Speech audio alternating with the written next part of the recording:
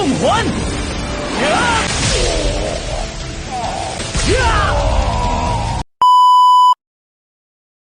Halo sobat, selamat datang kembali di channel ini. Kali ini Mimin akan melanjutkan alur cerita Wudong Qiankun pada part sebelumnya.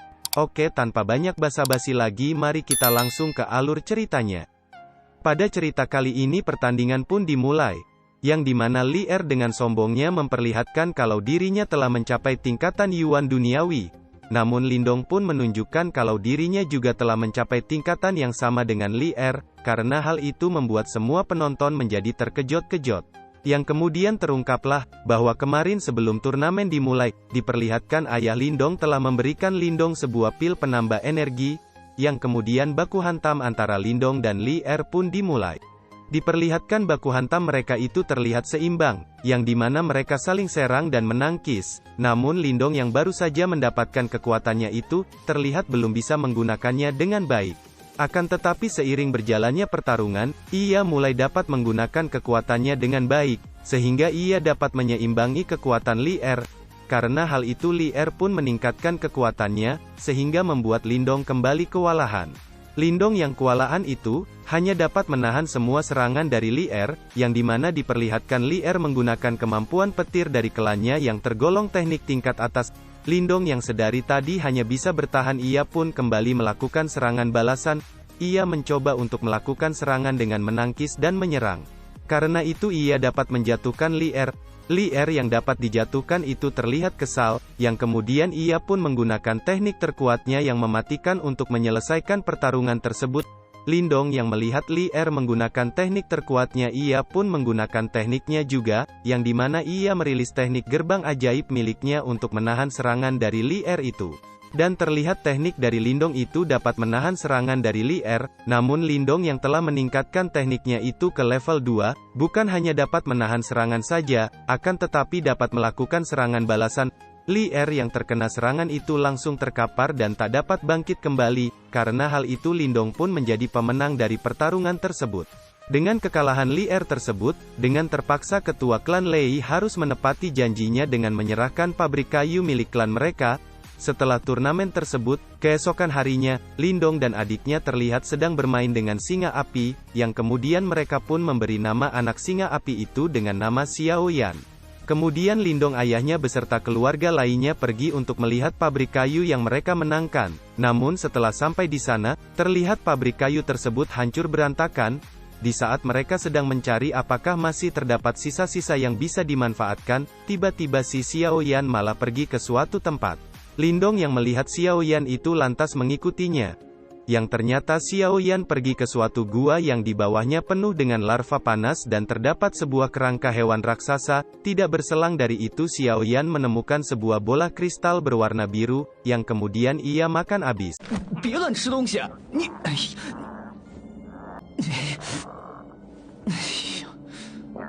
Lindong yang terlihat penasaran dengan tempat itu, terus melihat-lihat di dalam gua tersebut, yang kemudian ia tak sengaja melihat sebuah bunga yang bersinar. Ketika Lindong mendekati bunga tersebut, tiba-tiba batu rubah di tangannya malah menyerap energi dari bunga tersebut, namun terlihat tangannya seperti terbakar dan merambat ke badannya.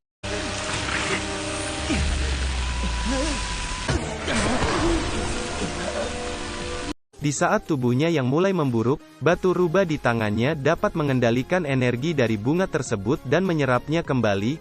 Setelah keluar dari dalam gua tersebut, Lindong pun menemui keluarganya dan menceritakan mengenai gua yang barusan ia temukan serta menunjukkan sebuah batu permata merah yang ia temukan di dalam gua tersebut. Karena hal itu mereka semua pun pergi ke gua yang ditemukan Lindong tersebut, dan mereka semua terkejut dengan tempat itu, yang dimana gua tersebut memiliki banyak permata merah yang memiliki nilai yang sangat tinggi. Setelah sampai di rumah, terlihat Lindong yang mengambil 3 batu permata yang kemudian ia satukan ketiga batu tersebut dengan kekuatan dari batu rubah di tangannya menjadi satu batu permata yang bernilai lebih tinggi.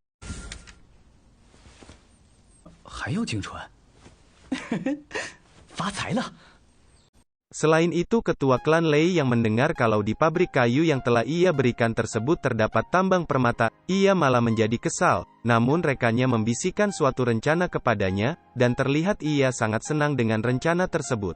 Setelah itu, diperlihatkan klan Lin sedang berbelanja untuk kebutuhan klan mereka, dan terlihat Lindong yang pergi ke suatu toko yang menjual barang antik. Di saat itu diperlihatkan seseorang kakek yang dapat melihat aura dari Lindong.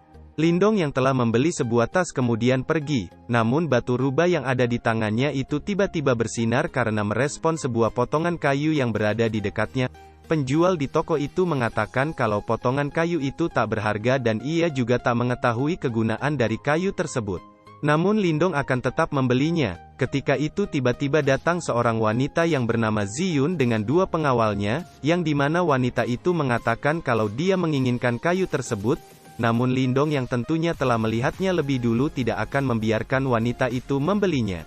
Karena itu kedua pengawal dari wanita tersebut lalu bertindak, dengan menodongkan pedang mereka kepada Lindong, akan tetapi tiba-tiba pedang dari kedua pengawal wanita itu terlepas dari tangan mereka dan menancap di sebuah tiang. Yang ternyata itu ulah dari kakek yang sebelumnya memperhatikan Lindong, dan diketahui bahwa kakek tersebut merupakan guru dari Ziyun. Karena hal itu Ziyu pun menghentikan perseteruan mereka yang kemudian pergi dari tempat itu. Sedangkan kakek yang bernama Yanda itu, mengatakan kalau kemampuan telekinesisnya itu, merupakan kemampuan mental yang berbeda dari teknik bela diri biasa, yang kemudian kakek itu pun menawarkan kepada Lindong untuk menjadi muridnya, karena ia yang melihat potensi yang besar di dalam diri Lindong. Namun Lindong menolak tawaran dari kakek tersebut, karena ia takut kalau rahasia batu rubah yang ada padanya terbongkar. Namun kakek itu tak memaksanya dan menghargai keputusan dari Lindong tersebut. Namun sebelum pergi kakek itu memberikan Lindong sebuah buku untuk ia pelajari. Lalu scene berganti di area pabrik, yang dimana terlihat ada sekelompok orang yang mendatangi pabrik, yang dimana sekelompok orang ini berasal dari desa Naga Hitam. Kedatangan mereka itu untuk merebut pabrik kayu tersebut, dikarenakan status dari pabrik kayu tersebut belum memiliki status yang jelas. Akan tetapi sebenarnya orang-orang ini merupakan suruhan dari ketua klan Lei yang menginginkan pabriknya kembali. Di saat-saat sengit itu akhirnya Lindong jagoan kita pun datang, dan akan menghadapi mereka, sehingga terjadilah baku hantam di antara Lindong dan ketua dari kelompok tersebut.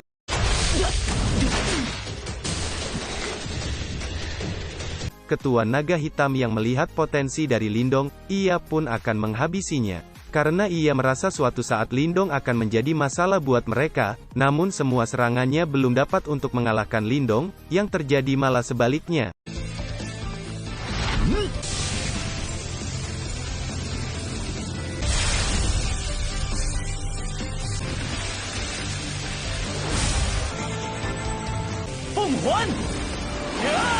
Yang dimana ketua dari Naga Hitam itu dapat dikalahkan oleh Lindong. Sedangkan ketua klan Lei yang mengetahui kalau orang suruhannya dapat dikalahkan, dan yang mengalahkan mereka adalah Lindong yang hanya seorang diri, ia sangat menjadi terkejut-kejut. Di malam harinya terlihat Lindong yang sedang bermeditasi untuk berlatih teknik spiritual. Selain itu ia juga mencoba berlatih menggunakan teknik telekinesis dengan mengendalikan benda-benda yang ada di sekelilingnya. Setelah itu Lindong pun mencoba memeriksa potongan kayu yang sebelumnya ia beli tadi siang, dan Lindong menyadari kalau potongan kayu tersebut terdapat energi yang menyelimutinya.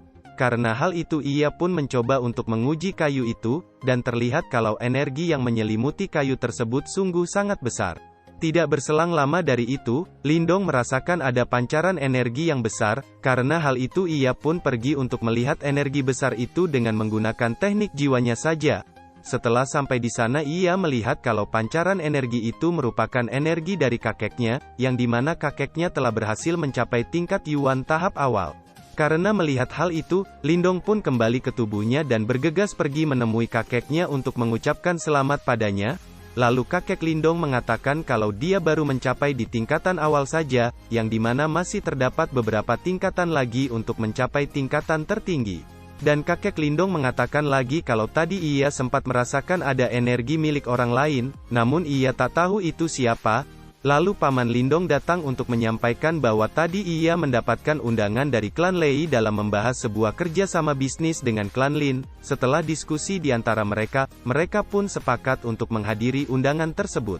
Di keesokan harinya, Lindong kakeknya dan yang lainnya pun mendatangi kediaman dari klan Lei untuk membicarakan bisnis yang dikatakan sebelumnya. Namun yang boleh masuk ke dalam ruangan hanya para ketua klan saja, sehingga membuat Lindong dan yang lainnya harus menunggu di luar saja. Di saat menunggu itu Lindong merasakan ada sebuah energi yang kuat di sekitar tempat itu, sementara di dalam ruangan, para ketua klan sedang membicarakan ajakan kerjasama dari ketua klan Lei demi keuntungan bersama dengan cara bagi hasil. Akan tetapi kakek Lindong sebagai ketua klan Lin keberatan dengan kerjasama tersebut, karena ketua klan Lei lah yang akan menjadi pemimpin, sementara klannya hanya akan menjadi bawahannya saja. Karena hal itu ketua klan Lei pun mengamuk. Dan terbongkarlah kalau ketua klan Lei sebenarnya ingin menjadi penguasa di kota mereka itu. Perdebatan itu pun menjadi memanas, sehingga terjadilah baku hantam di ruangan itu.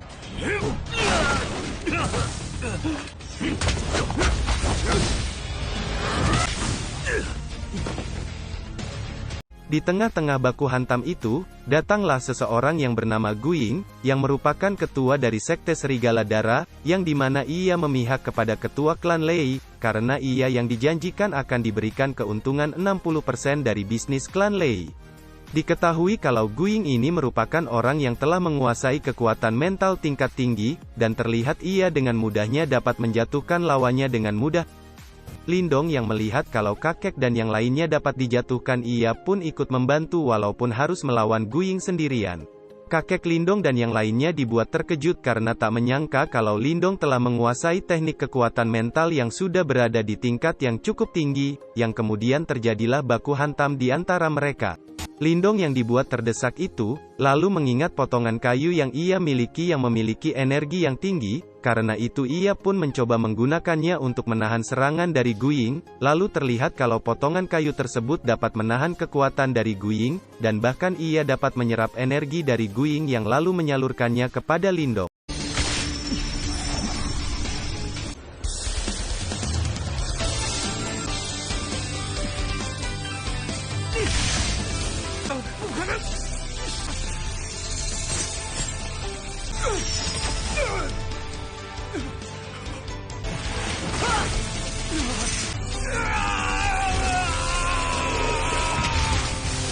Dan cerita pun bersambung. Jangan lupa kembali lagi besok untuk menyaksikan kelanjutan ceritanya, dan bye-bye.